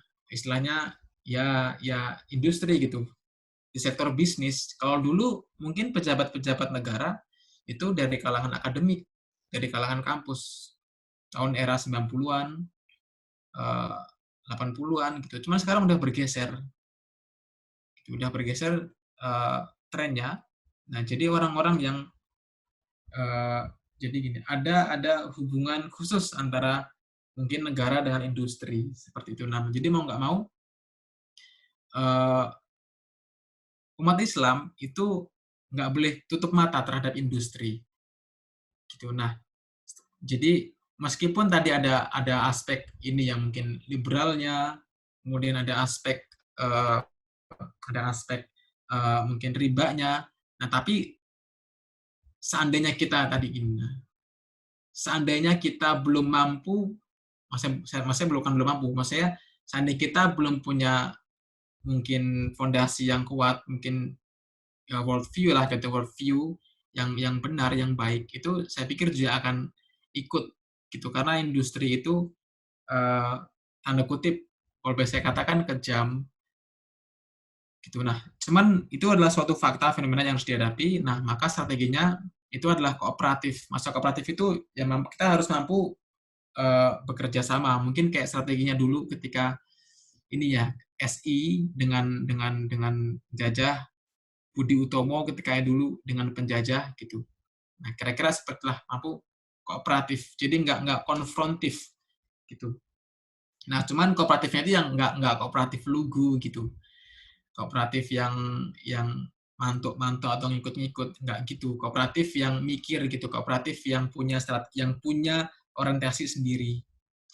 Nah, dari sikap kooperatif itu, maksudnya gini, kooperatif ini adalah kooperatif terhadap industri. Jadi sekarang itu manusia, pendidikan yang di sini itu sudah digerakkan oleh industri. Nah, kita harus kooperatif. Cara kooperatifnya gimana? Menggunakan wadah strategis, yaitu pendidikan, dalam hal ini adalah institusi formal, pendidikannya, misalkan sekolah, atau perguruan tinggi, gitu. Dan kemudian yang kedua ada keluarga, itu ada strategisnya. Mengapa dua hal ini? Karena dua wadah inilah yang paling intensitasnya paling tinggi membentuk manusia, gitu. Jadi coraknya kelihatan. Corak gimana institusi pendidikannya akan menghasilkan output manusia yang seperti itu. Begitupun keluarga. Nah, dari wadah strategis ini itu kemudian diaktualisasikan di komunitas, organisasi. Kalau pendidikan ya, maksudnya kalau institusi pendidikan itu ya di komunitas atau organisasi. Komunitas itu misalkan komunitas teman-teman di kampus atau komunitas yang sifatnya formal atau organisasi ini, atau mungkin ini, misalkan ini organisasi kampus dan organisasi di luar kampus. Nah, itu punya wadah untuk mengaktualisasikan dirinya gitu untuk menjawab tadi tantangan industri itu. Nah, dari keluarga, nah ini memang gini, tantangannya kalau keluarga adalah seandainya di keluarga kita belum begitu gini, seandainya keluarga kita belum begitu open terhadap atau belum begitu kebuka pikirannya terhadap bagaimana tantangan industri, nah itu yang jadi tantangan itu di diri kita. Misalnya kita yang sadar maksudnya gitu. Nah, kemudian keluarga ini ya, keluarga inner family, maksudnya keluarga inti. Nah, kemudian aktualisasinya adalah extended family. Extended family ini keluarga yang lebih luas lagi untuk mengaktualisasikan. Misalkan contoh saya dengan sepupu saya, oke, ini ada tantangan seperti ini. Yuk kita aktualisasikan, kita buat seperti apa nih? Kira-kira seperti jadi bertemu dengan keluarga yang lebih luas. Misalkan om atau tante dan seterusnya. Nah, arahnya adalah dari wadah strategi aktualisasi ini, itu arahnya adalah ya 3 hal ini, research, paten, dan market. Nah, kenapa research? Karena di era revolusi industri digital atau industri yang industri keempat ini itu impossible, mustahil tanpa memiliki dasar basis penelitian. Pasti punya basis penelitian. Misalkan Yahoo itu diteliti lebih dulu. Yahoo itu menciptakan adalah seorang doktor ya, PhD, dan asistennya dari Amerika, namanya saya lupa. Nah, untuk menciptakan Yahoo itu juga butuh penelitian yang lama gitu. Gojek itu juga butuh research. Maksudnya research setidaknya nanya ke publik. Kalau saya membuat ini, gimana responnya? Kira-kira gitu. Jadi ada research-nya. Jadi industri sekarang itu. Kemudian, nah, seandainya sudah mampu melakukan sebuah research atau menghasilkan sebuah temuan-temuan, nah itu yang menjadi krusial adalah dipatenkan. Nah, cuma memang patenkan ini sulit ya, sangat sulit. Butuh proses administratifnya, butuh proses biayanya. Karena gini, kasus dalam dunia bisnis atau industri, tepatnya industri, itu tadi saya bilang tadi kejam. Karena gini, ada sistem oligopoli. Nah, industri tadi itu kan tadi ada liberalnya, jadi ada monopoli. Jadi ada buku The Myth of Capitalism, itu yang mengungkap bagaimana apa namanya Google, kemudian Amazon, kemudian apalagi ya Facebook, terus saya lupa namanya setelah gitu, saya lupa 3 hal itulah istilahnya. Nah, itu mematikan orang-orang kreatif startup, mematikan itu. Jadi apa namanya, ketika akan bertumbuh itu akan dilumpuhkan atau dimatikan dengan cara ya diinfiltrasi atau kemudian dicaplok. Maksud dicaplok di sini adalah dibeli, itu dibeli. Oke, ini saya beli, nanti yang memiliki jadinya tadi perusahaan yang besar itu. Nah, inilah kemudian ngerinya di sana. Nah, kemudian market ini jadi gini, kita memandang market mungkin di kalangan aktivis mungkin wah liberal dan sebagainya. Nah, market ini ya sebenarnya wadah transaksi sih. Islam itu kan nggak ngelarang transaksi, maksudnya jual beli gitu. Nah, itu sebenarnya arahnya ke sana. Jadi setiap produk yang mampu diciptakan atau dihasilkan, baik itu yang kecil ataupun besar dengan menggunakan kreativitas itu harus dimarketkan. Nah, tujuannya adalah apa? Tadi tujuannya biar supaya umat Islam itu bisa mampu masuk ke industri. Nah, masalahnya adalah dalam skala apa? Apakah skala mikro, apakah yang medium atau yang makro? Masa makro itu ya seperti industri yang lebih besar ya, teknologi gitu. Nah, itu persoalan lain. Cuman yang paling penting adalah bagaimana tadi umat Islam itu bisa menjawab kebutuhan zaman, bisa menjawab tantangan zaman dengan masuk ke industri. Walaupun menciptakan manusia-manusia yang itu mungkin kooperatif dengan industri, tapi nggak serta-merta tadi umat Islam itu ya menjadi apa ya, menjadi alat produksi. Nah, itu saya kira mindset yang harus digeser. Oke, Karl Marx mengkritik itu tadi yang sebagai alat produksi. Cuman arahnya lagi-lagi kalau Karl Marx kan materi, ya soal yang dibahas itu soal bagaimana hal-hal yang sifatnya material gitu, atau apa ya, resources kira-kira gitu. Nah, cuman kalau kita umat Islam itu enggak, arahnya nanti paradigmanya enggak ke sana gitu ketika kita masuk industri. Nah, ini makanya di sini ada dimensi spiritual. Nah, ketika ada umat Islam yang mampu ke sini, ke industri, itu bisa masuk ke green industry. Nah, green industry ini sekarang lagi tren.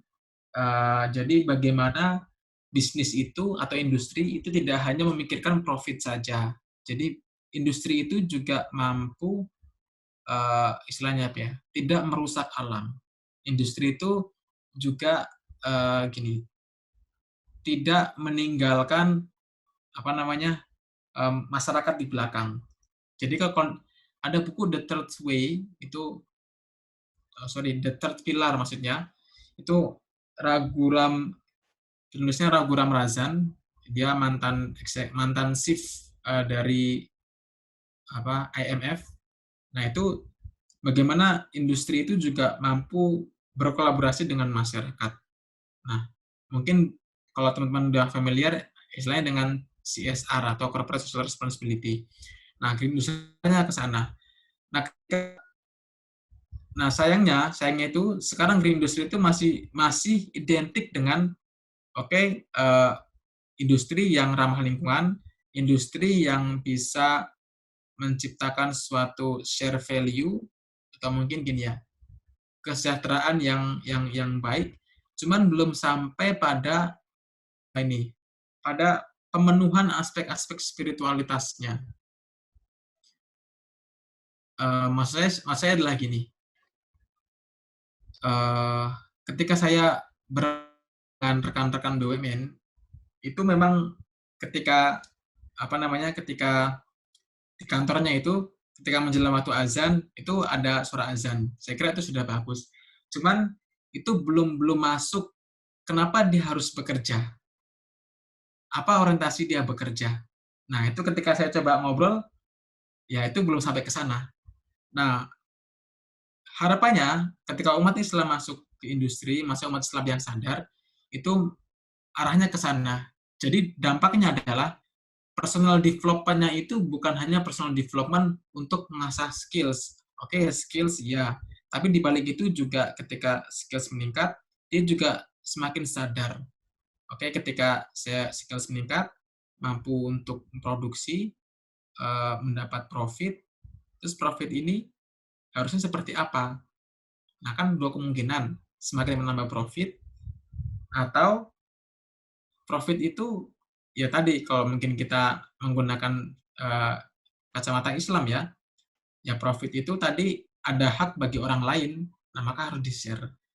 Nah, ketika ini terjadi, maka tadi ketimpangan yang tadi dibahas di awal itu kira-kira implikasinya itu menjadi jawabannya.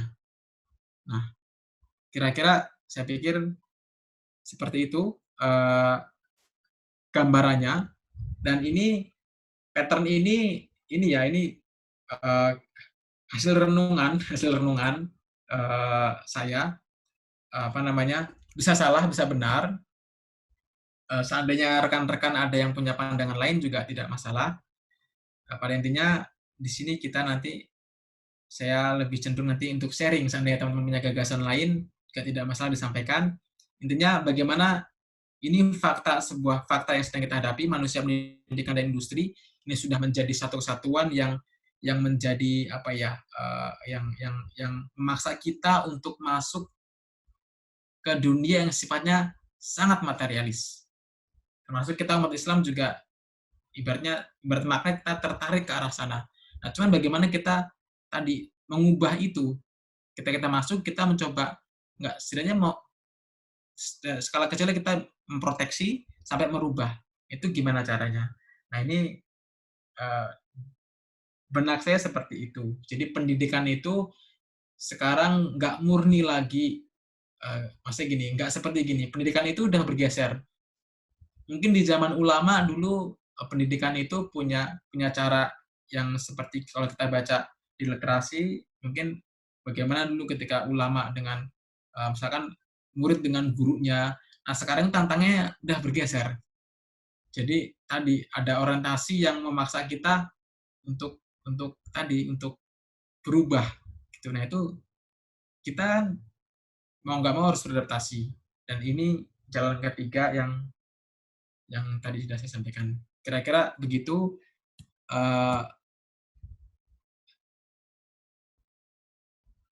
materi yang saya sampaikan. Saya kembalikan kalau ada sharing atau hal-hal yang perlu yang dapat disampaikan, mungkin bisa disampaikan. Selebihnya saya kembalikan ke moderator.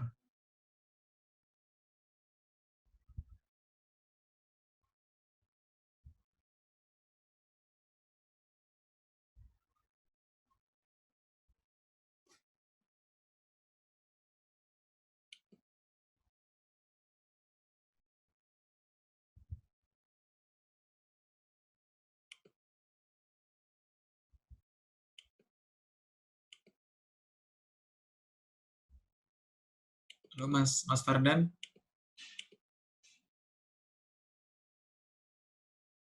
Mas Fardan.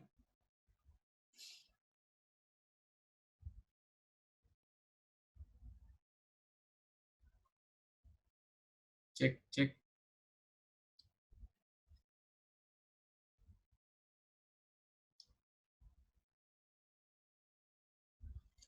Halo.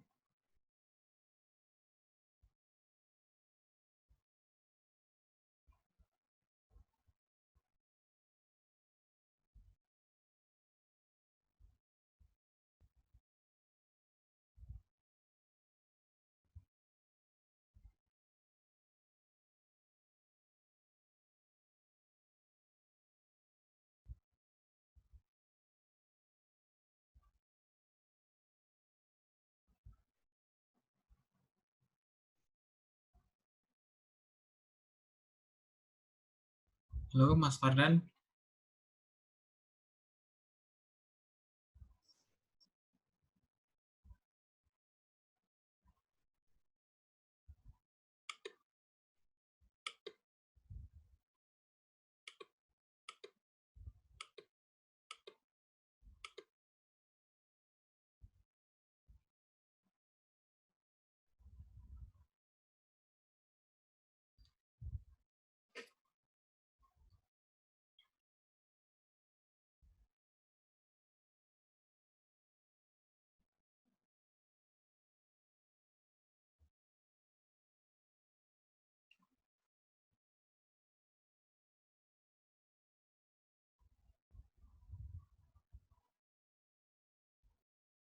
Saya kembalikan Mas Fardan.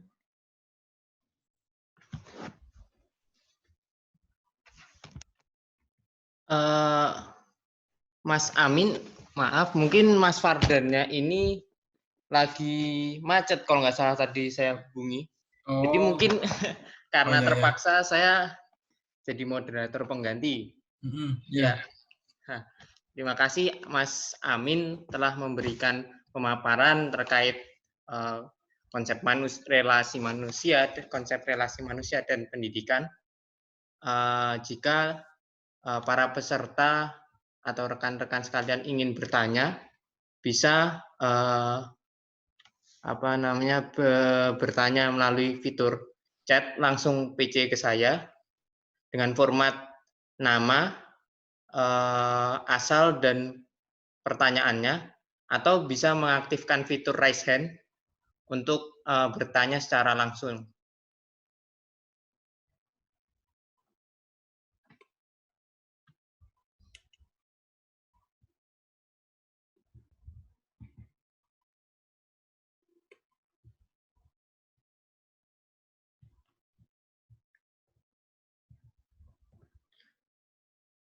Ya, ini ada Mas Pak Hadi Prayitno, dipersilahkan.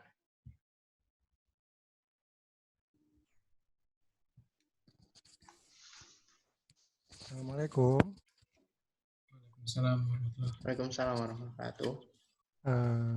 Terima kasih atas waktunya.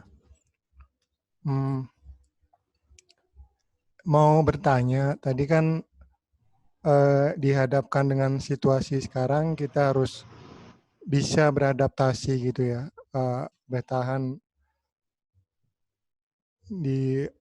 untuk pertanyaannya. Salah satu tadi strateginya adalah kita harus melakukan kolaborasi begitu ya. Kira-kira batasan kolaborasi itu seperti apa? Karena kita mungkin akan berbaur dengan beragam pemikiran, aliran, atau paham-paham yang bertentangan begitu. Strategi kolaborasinya itu seperti apa, dan proteksi kita itu agar kita juga tidak istilahnya tidak terbawa aliran-aliran yang kita kolaborasikan itu seperti apa. Terus yang kedua, ini terkait dengan kepakaran, bahwa di zaman sekarang semua orang itu bisa mempelajari suatu bidang ilmu dengan singkat gitu ya. Bahkan kemudian terkadang kita itu bahasa mudahnya itu menyepelekan kepakaran orang gitu ya. Istilahnya itu yang sekarang death of expertise gitu ya, matinya kepakaran. Kalau Pak Wisnu sendiri itu melihatnya seperti apa? Apakah ini gejala sosial seperti apa? Apakah ini normal atau gimana? Karena semua orang itu bisa berbicara walaupun dia bukan pakar gitu ya. Karena dia mungkin merasa sudah bisa dapat info dari Google atau sejenisnya begitu. The death of expertise. Kemudian yang ketiga, satu lagi Pak Wisnu, terkait dengan kita di era sekarang itu bisa memilih informasi begitu ya. Namun kenyataannya itu informasi sekarang itu pun juga mengalami distorsi gitu. Artinya informasi sekarang itu sudah bisa didesain gitu, untuk mengarahkan kepada suatu opini tertentu. Contoh gampangnya mungkin polling gitu ya, ataupun narasi lain yang dikemas secara statistik mungkin, tapi sebenarnya itu hasilnya itu sudah diarahkan gitu untuk mengcounter suatu opini gitu. Sehingga kita pun merasa kebingungan ya sebagai orang awam itu untuk memilih informasi tersebut apakah ini benar, menggambarkan fakta yang sebenarnya atau memang ada sesuatu di baliknya. Karena kalau lihat sekilas informasi itu disajikan dengan metode yang saintifik gitu, statistik based gitu. Nah, kira-kira untuk memfilter informasi yang seperti ini tuh apa ada tips-tipsnya atau seperti apa begitu? Mungkin 3 itu saja Pak Wisnu. Iya. Baik. Assalamualaikum warahmatullahi wabarakatuh. Waalaikumsalam warahmatullahi wabarakatuh. Bagaimana Mas? Langsung jawab Mas Hanif atau Iya. jawab dulu Mas ya? Iya, langsung aja Mas Wisnu, Iya. Mas Amin. Baik, terima kasih pertanyaannya Pak Hadi Prayitno tadi ya. Ada 3 pertanyaan. Yang ini mungkin saya coba menjawab, cuman ini mungkin bisa tepat, bisa juga tidak tepat, atau nanti seandainya kurang bisa ditambahkan dengan rekan-rekan yang lain. Nah, tadi yang saya sampaikan kolaborasi terkait dengan ini, kondisi zaman atau kondisi sekarang seperti ini. Nah, memang gini, bukan hanya gini, kolaborasi ini sekarang sudah menjadi tren berbagai macam sektor, baik itu sektor pendidikan maupun sektor industri kira-kira. Nah, sektor pendidikan misalkan gini, kampus-kampus, misalkan kampus-kampus seperti ITB atau mungkin kampus lainnya, itu ketika akan menjawab persoalan, itu sekarang nggak bisa sendiri. Kalau dulu kan misalkan gini, dulu itu mungkin UGM lah, UGM itu masih bisa menjawab persoalan sendiri, oke? Maka ketika itu UGM banyak dikenal publik dengan temuan-temuannya. Cuman sekarang nggak bisa, orang itu bergerak sendiri-sendiri, atau mungkin institusi nggak bisa gerak sendiri-sendiri. Nah, itulah yang kemudian menjadi suatu tantangan juga sebenarnya bagi pihak-pihak yang ada berkolasi tersebut. Setidaknya setidaknya tantangan nilai yang dianut itu sedikit banyak itu mesti ada yang bukan bertolak belakang, berbeda. Kalau bertolak belakang kan apakah kita mau mengkonfrontir atau enggak. Jadi ada nilai yang setidaknya berbeda. Gitu. Misalkan contoh lah untuk produksi vaksin COVID itu ya nggak bisa perusahaan kesehatan di Cina sendiri nggak bisa, atau mungkin yang di Korea Selatan waktu itu ketika berhasil memproduksi alat kesehatan secara masif itu juga nggak bisa bergerak sendiri gitu. Kayak vaksin itu yang kemarin rame juga yang temuan dari UNER yang UNER yang dibilang berhasil membuat vaksin itu kan juga kolaborasi dengan berbagai macam pihak. Gitu. Kimia Farma juga gitu. Nah, itu trennya sekarang seperti itu. Termasuk juga di industri dalam istilah marketing itu juga sekarang trennya juga nggak bisa sendiri.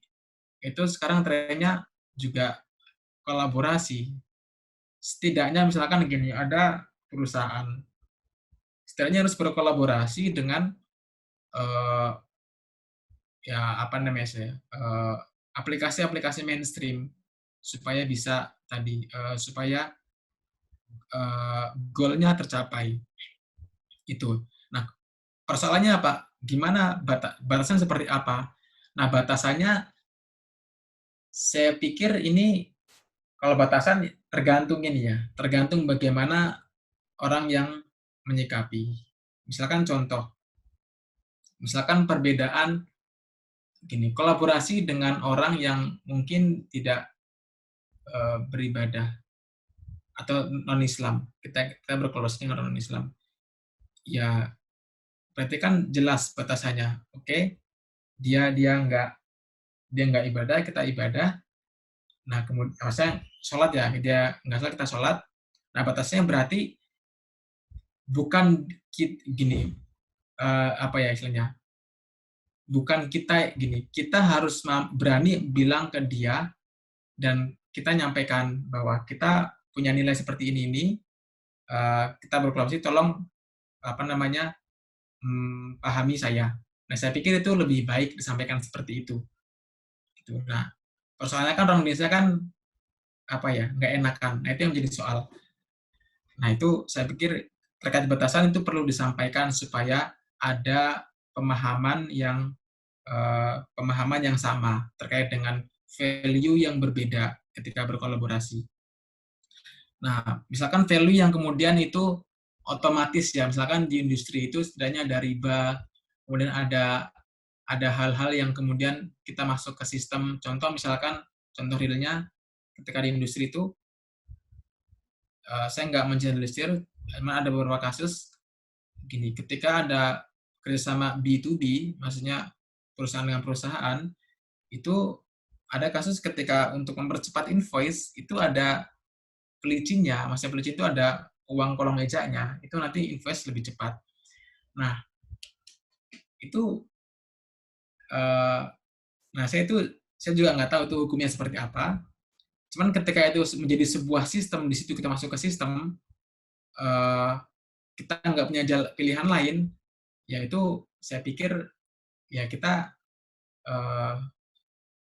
apa ya, kita harus melakukan itu gitu. Maksud saya adalah ketika kondisi sedang tidak stabil, ketika akan melakukan itu sistemnya di lawan kolaborasinya seperti itu, ya kita juga perlu menyesuaikan juga. Cuman seandainya sudah real itu misalkan nggak sistemik, ya kita bisa untuk menolak itu gitu, nggak melakukan itu. Saya kira itu batasnya perlu disampaikan. Nah, proteksinya seperti apa? Proteksinya saya pikir proteksinya adalah apa ya? Kalau yang saya rasakan adalah proteksinya itu menjaga inner circle kita. Misalkan gini, saya bergerak secara daily activity, saya bergerak di industri juga.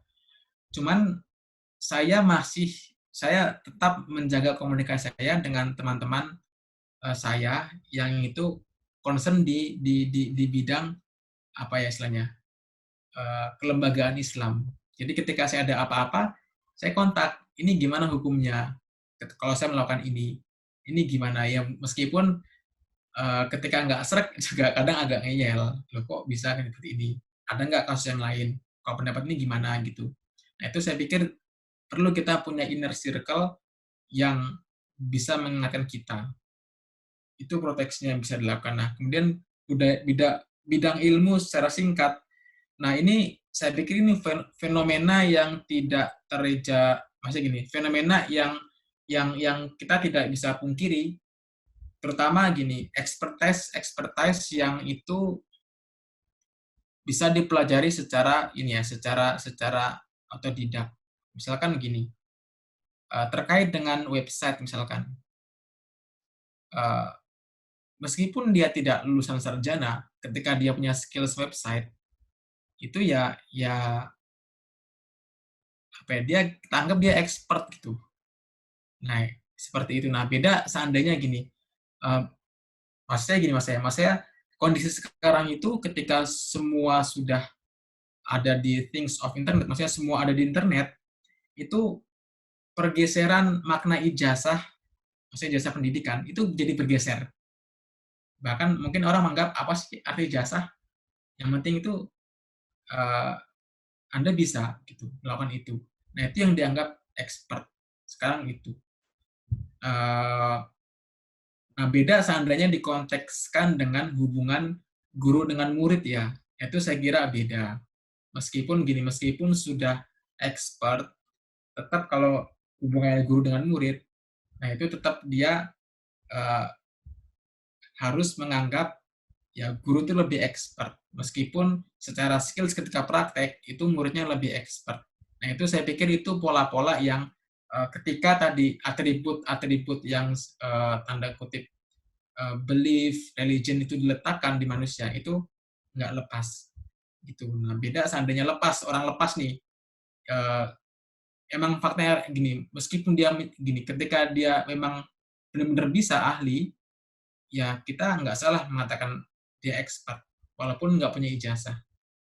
Nah masalahnya ketika dia nggak gini, misalkan dia bidangnya di bidang misalkan programming, cuman dilalah komentar-komentar persoalan ekonomi misalkan. Nah itu tergantung kita harus juga membaca konteks komentarnya gitu. Apakah konteksnya itu ya sekedar komentar atau konteksnya dia sampai istilahnya apa ya, memberikan arahan atau memberikan yang tanda kutip menggurui gitulah. Nah itu kita juga harus memahami itu supaya kita nggak terjebak dengan suatu fenomena itu. Nah kemudian yang terakhir, informasi mengalami distorsi.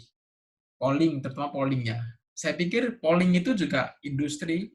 Saya pernah ketika di suatu KRL ketemu dengan rekan yang dia itu di salah satu lembaga survei yang mainstream Indonesia. Saya tanya, memang ada kerjasama dengan salah satu partai untuk memenangkan, dan itu sifatnya ya tanda kutip transaksional. Ketika transaksional itu kan udah bisnis ya, industri. Nah seperti itu. Ya, cuma saya nggak sebut spesifiknya, itu saya dengar langsung dari pelakunya gitu. Maksudnya dia ketika itu jadi asosiatnya di situ. Seperti itu. Nah, implikasinya adalah gini. Implikasinya ya memang publik menjadi apa ya istilahnya? Menjadi terkaburkan terhadap fakta yang sebenarnya. Cuman secara kepentingan, ketika industri kan kepentingannya ya profit. Itu yang tadi di body slash industri itu kepentingannya profit gitu. Nah, ketika kepentingannya berhasil diakomodir, ya dia nggak berpikir apakah data itu akan benar atau nggak salah. Terkait dengan metode saintifik nggak saintifik, itu bisa apa ya ibaratnya, direkayasa. Kan metode itu kan hanya tools, cara. Terkait data itu kan esensinya. Jadi gini, ketika yang masuk sampah, maka yang keluar sampah. Nah, esensinya kan di tadi yang masuk itu. Cuma metode itu kan hanya dia memprosesnya itu. Gitu. Nah, kira-kira seperti itu terkait dengan tadi informasi yang mengalami distorsi ketika sudah sampai di publik, yang memang berdasarkan pengalaman saya ketika ngobrol dengan rekan yang pernah di lembaga survei mainstream di Indonesia, itu ya memang ada tadi tanda kutip transaksional, dan itu sebagai sebuah pandangan saya itu merupakan suatu industri gitu, industri di dalam kontestasi politik. Begitu kira-kira Pak Hadi. Wallahu a'lam bishawab. Ya, terima kasih jawabannya Mas Amin. Ini ada 2 penanya yang menyalakan fitur raise hand. Mungkin Pak Mas Suryansyah dulu. Ini pertanyaannya ditampung aja dulu Mas Amin. Ya. Silakan Mas Suryansyah. Ya, bismillah. Terima kasih atas waktunya yang telah diberikan oleh moderator pada saya terkait tentang manusia dan pendidikan dan tantangan di era digital ini.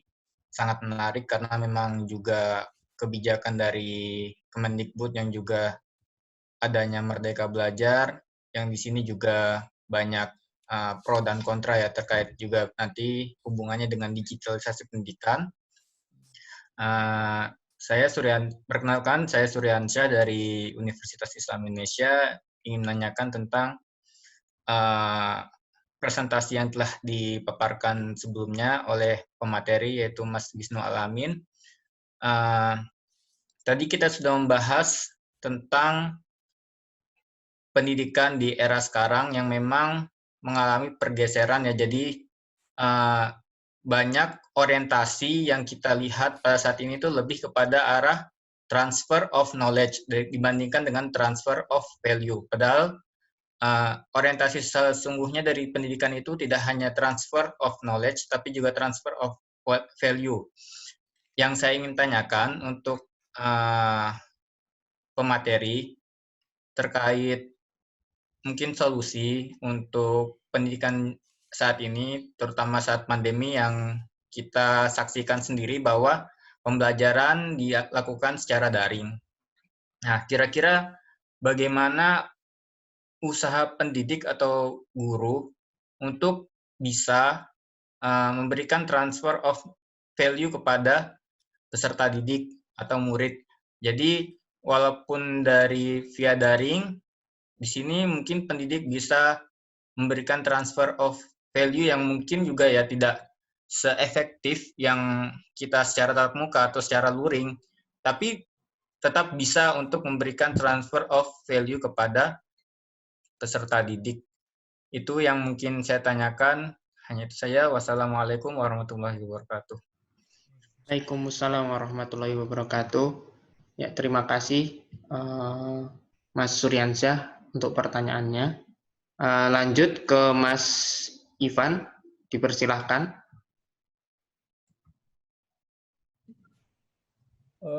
Oke, Assalamualaikum warahmatullahi wabarakatuh. Waalaikumsalam warahmatullahi wabarakatuh. Saya Ivan dari peserta umum sih sebenarnya, nggak dari universitas atau lembaga mana-mana. Yang bukan pengen tanyain sebagai respons atas apa yang yang dijelaskan sama Mas Amin tadi itu,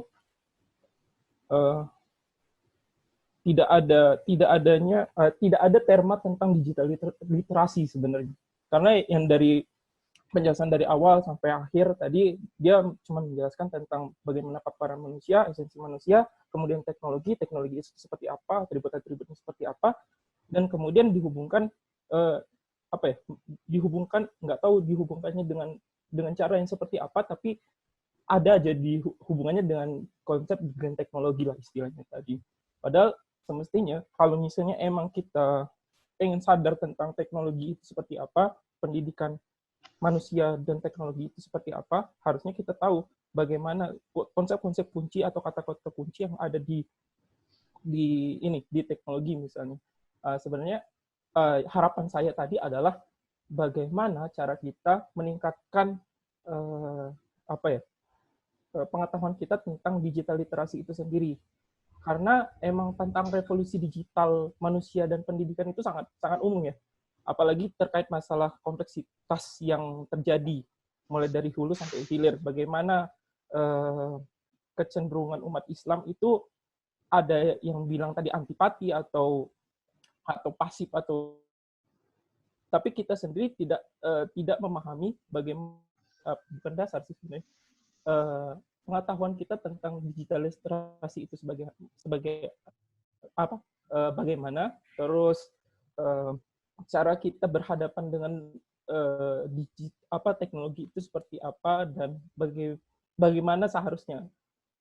Itu sih sebenarnya yang pengen tak respon terkait masalah tema yang besar ini, tantangan dan revolusi. Nah, satu pertanyaan sih sebenarnya Mas.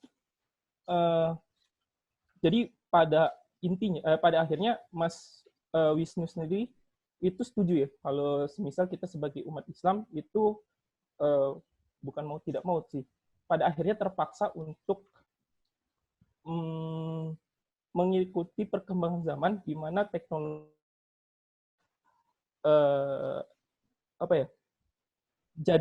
menjadi kebutuhan kita dalam salah satunya tadi ya untuk mendapatkan pendidikan. Gitu aja. Terima kasih. Assalamualaikum warahmatullahi wabarakatuh. Waalaikumsalam warahmatullahi wabarakatuh. Terima kasih Mas Ivan untuk pertanyaannya. Kepada Mas Amin, saya persilahkan untuk menjawab. Baik, terima kasih untuk Mas Suryansyah dan Mas Irfan. Yang pertama tadi dari Mas Suryansyah, ya terkait ketika sekolah dilakukan daring harus gimana toh biar supaya transfer value-nya itu juga bisa masuk ke murid, selain hanya selain juga maksudnya bukan hanya transfer knowledge gitu. Saya pikir ini dalam level jenjang pendidikan nggak bisa disamakan antara jenjang sekolah dasar, menengah, dan juga perguruan tinggi, karena yang paling mudah dulu yang perguruan tinggi. Kalau perguruan tinggi itu saya pikir yang jadi titik tolaknya itu bukan di dosen, gitu, tapi di mahasiswanya terkait dengan transfer value-nya. Contoh misalkan mudahnya lah, mungkin kita bisa menemui dosen, aku nggak tahu sekarang itu gimana, mungkin kita atau sekarang mungkin menemui atau enggak, dosen yang sambil merokok dalam kelas. Ya, kita bisa memfilter itu nggak baik. Cuman boleh jadi apa yang disampaikannya oleh dosen itu bisa baik untuk kita. Nah, itu kita ada proses filterisasi. Kita mampu untuk memfilter value itu. Gitu. Jadi meskipun daring, saya pikir basis value-nya mahasiswa ini sudah terbentuk lah. Gitu. Nah, berbeda dengan ketika di pendidikan menengah, seandainya mungkin di menengah atas ya, itu mungkin masih bisa untuk mengembangkan sendiri terkait dengan transfer value-nya. Nah, yang jadi soal adalah pendidikan tadi menengah pertama sama sekolah dasar. Nah, ini transfer value itu nggak bisa dilakukan hanya just talking ya, telling itu nggak bisa. Bagi anak-anak value itu dicontohkan, atau setidaknya dia diarahkan secara langsung dan atau mengikuti secara langsung. Nah, ketika kelas daring ini itu menjadi tantangan besar, dan yang menjadi titik utamanya bukan ke guru lagi soal transfer value, tapi ke orang tua kalau pandangan saya. Karena kenapa? Karena tadi proses tereduksi. Jadi gini, ketika beda antara interaksi langsung dengan interaksi tidak langsung. Bagi anak-anak itu interaksi langsung itu bisa melatih mungkin sensitivitasnya, responsibilitas, maksudnya gini, tingkat responsibility-nya, itu mungkin feelingness-nya itu bisa melatih itu dengan mimik, dengan intonasi, atau dengan memberikan contoh langsung itu bisa masuk ke situ secara langsung kalau kita tadi ke anak. Nah, maka ketika daring ini kan guru itu sudah gini, apa ya, tadi yang sudah sempat prestasi di awal, jadi guru itu tereduksi kognisi, afeksi, psikomotorik, itu tadi tereduksi. Nggak sepenuhnya tersampaikan ketika pembelajaran dilakukan secara luring gitu. Nah, itu saya pikir ya solusinya tadi itu di orang tua. Karena kalau dipaksakan guru melatih itu ya sangat sulit untuk bisa berhasil secara maksimal. Nah, itu terkait dengan tadi transfer value kepada murid yang ketika sekarang ini sudah mengarahnya ke pembelajaran daring. Kemudian yang kedua dari Mas Irfan tadi ya digital literasi ya, memang tadi saya nggak singgung itu, memang mungkin tadi juga ini menjadi satu kelemahan materi ini di sini karena nggak menyinggung digital literasi. Nah, pada dasarnya digital literasi itu kan gini ya, literasi digital atau digital literasi. Gini, kalau seandainya terkait dengan literasi digital, itu kan hanya merubah sarananya dari yang sifatnya non-digital ke digital. Contoh misalkan kita baca buku. Kita baca buku langsung itu kan nggak digital. Kalau kita baca buku di tablet atau di menggunakan smartphone itu menjadi digital. Nah, itu hanya platformnya saja. Digital itu hanya platformnya saja. Cuman yang paling krusial bukan di situ kalau menurut saya, tapi bagaimana tadi manusianya itu siap atau tidak dalam tadi berpindah platform. Ya, contoh misalkan ketika kita beli di pasar tradisional, itu kan langsung bayar ke penjual.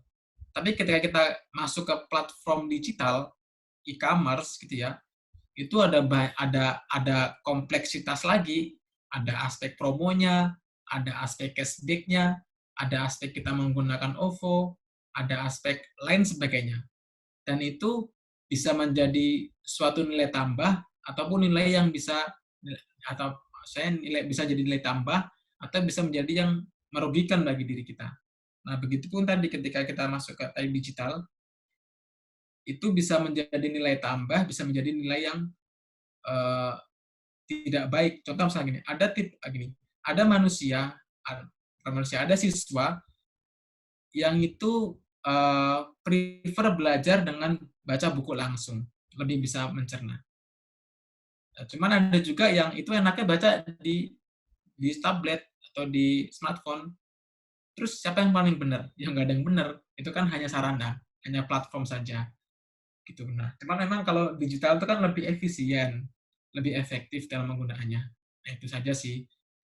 Nah, itu mungkin saya pernah dapat tulisan itu kalau kenal Pak Kunto Wijoyo almarhum itu metode belajarnya yaitu baca buku, dicatat, maksudnya gini, dengan bertemu pulpen langsung dan buku itu lebih lama melekat di kepala dan bisa lebih istilahnya lebih ketika akan mencoba untuk menggunakannya bisa langsung real gitu. Nah, cuma kalau digital kan entah itu ketumpuk atau entah itu ketumpuk atau entar itu mungkin ada banyak file-file lain gitu. Jadi semakin kompleks digital itu. Nah, kira-kira gitu terkait dengan digital literasi. Nah, bagaimana seharusnya? Seharusnya adalah ya memang gini, menurut saya digital itu ketika sudah tanya ke sana ya diarahkan ke sana. Cuman gini, terkait dengan non digital itu juga saya pikir menjadi begini, tidak harus dihilangkan ketika manusia yang bisa lebih enak, lebih nyaman dengan non digital. Ini konteksnya literasi ya, bukan konteksnya mungkin transaksi gitu atau industri gitu. Konteksnya literasi. Itu ya nggak ada salahnya dan tidak menjadi suatu kemunduran juga kalau menurut saya. Nah, cuman yang soal tadi nggak efisien, nggak efektif dalam prosesnya. Kira-kira seperti itu. Nah, yang terakhir mengikuti perkembangan zaman. Tadi mungkin Mas Irfan ingin bilang saya pada intinya sepakat ya dengan pendidikan yang diarahkan ke industri. Nah, pada intinya saya mengatakan ya sepakat. Jadi ketika pendidikan diarahkan ke industri, saya sepakat gitu. Nah, cuman saya tidak sepakat ketika mengikuti arus yang menegasikan atribut-atribut yang seharusnya melekat ke manusia itu ditinggalkan atau diletakkan. Itu saya nggak sepakat. Karena gini, seandainya kita menolak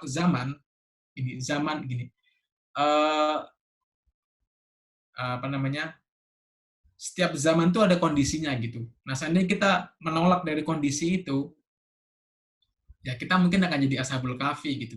Cuman sayang kita bukan ashabul kahfi. Nah, cara menghadapinya itulah yang kemudian menjadi persoalan. Apakah kita tadi ikut arus utama, atau kita mampu memfilter, atau kita lebih advance lagi, kita mampu merubah itu. Gitu. Nah, itu kira-kira seperti itu yang bisa saya sampaikan terkait tadi saya sepakat ketika pendidikan diarahkan ke industri. Karena satu alasan lagi terakhir, karena seandainya kita nggak respons atau kita nggak punya sense ke sana, umat Islam itu akan selalu di bawah. Sementara tadi yang menjadi roda zaman sekarang ya, kondisi sekarang yang kita alami sekarang ini, itu adalah industri. Bahkan pendidikan itu sekarang ada di keleknya industri. Nah, soalnya manusia yang ada di industri itu bermasalah. Nah, itulah kemudian ya ibaratnya kalau mau gini, kita mau nyebrang ke yang tempat lebih indah ketika harus menyeberangi sungai, ya kan mau nggak mau.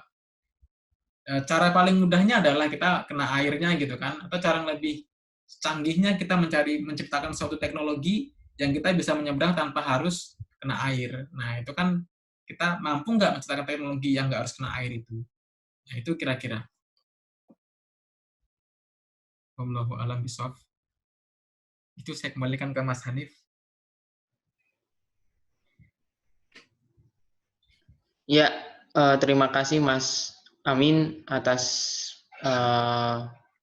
pemaparannya untuk jawaban dari 2 pertanyaan tadi. Sepertinya Mas Suryansyah ingin bertanya kembali atau menanggapi. Saya persilahkan ke Mas Suryansyah untuk menanggapi kembali.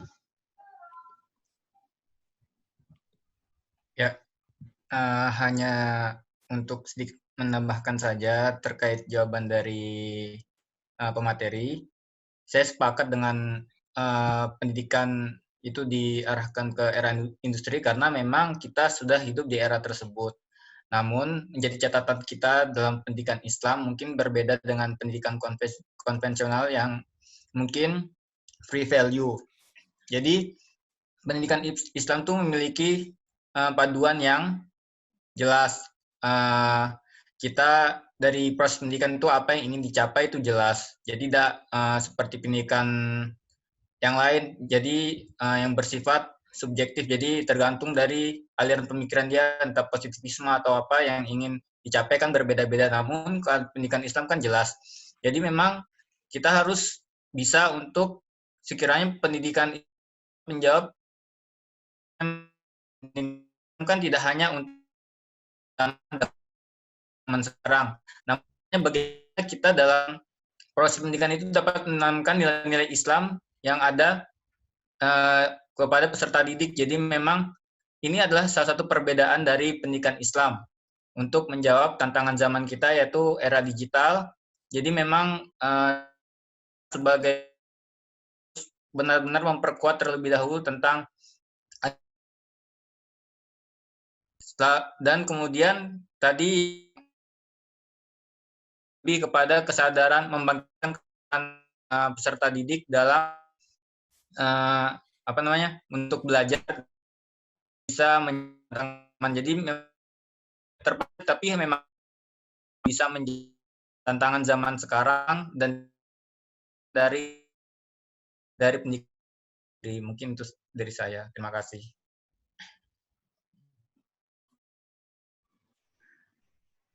Ya, terima kasih kepada Mas Suryansyah telah memberikan tanggapan. Apakah Mas Amin mau menanggapi kembali? Ya, sedikit, teman. Ya, mungkin beberapa literasi itu juga terkait pendidikan Islam. Kalau kita mungkin pendidikan Islam konsepnya Nasir, mungkin pendidikan Islam yang ada di sekolah Muhammadiyah, yang di pondok pesantren, dan Nahdlatul Ulama yang besar-besar, ada beberapa karangan dari ulama Timur Tengah juga.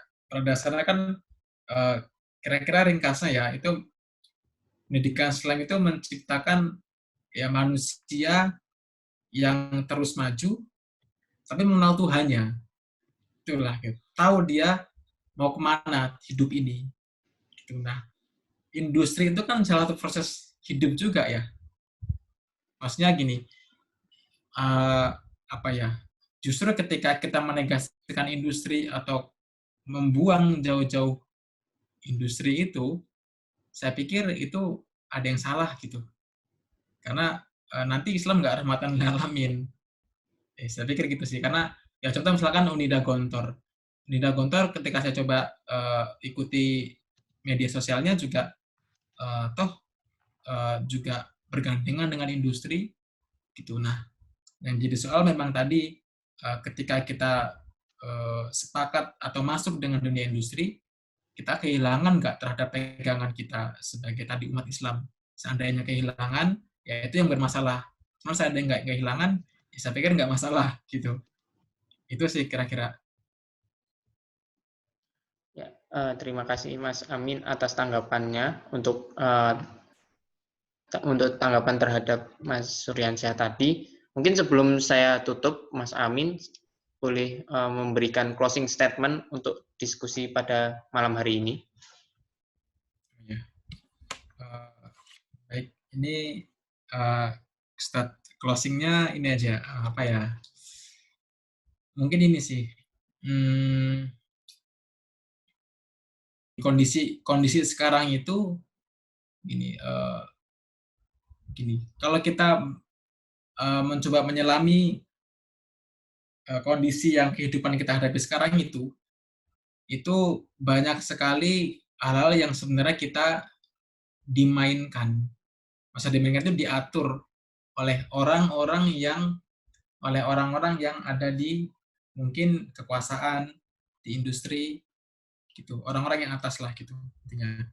Nah, cuman di balik itu semua yang menggerakkan itu adalah tadi transaksional dalam untuk mencari profit.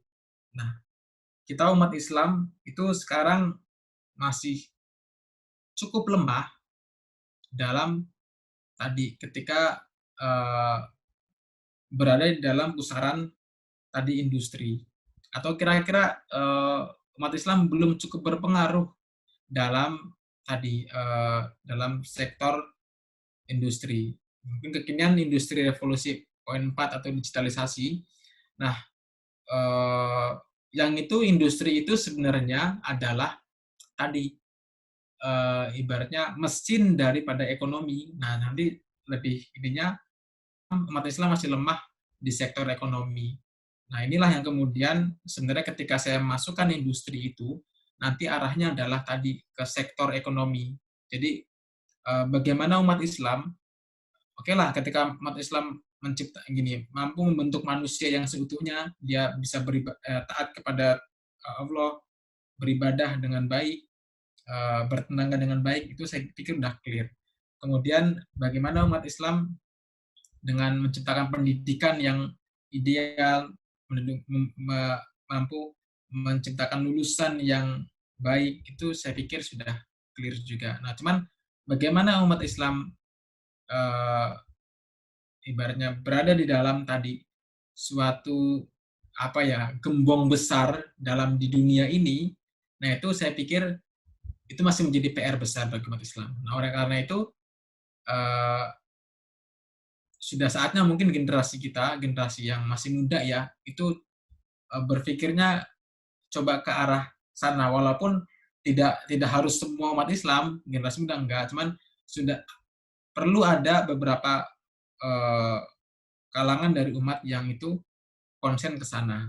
Nah, maka materi ini tadi nampaknya ya menjadi penting umat Islam yang ada di dunia pendidikan dalam hal ini mahasiswa, coba untuk melihat sektor industri. Cuman berdasarkan worldview Islam ya, bukan worldview ya materialistik gitu. Demikian dari saya. Wallahu a'lam bishawab. Assalamualaikum warahmatullahi wabarakatuh. Waalaikumsalam warahmatullahi wabarakatuh.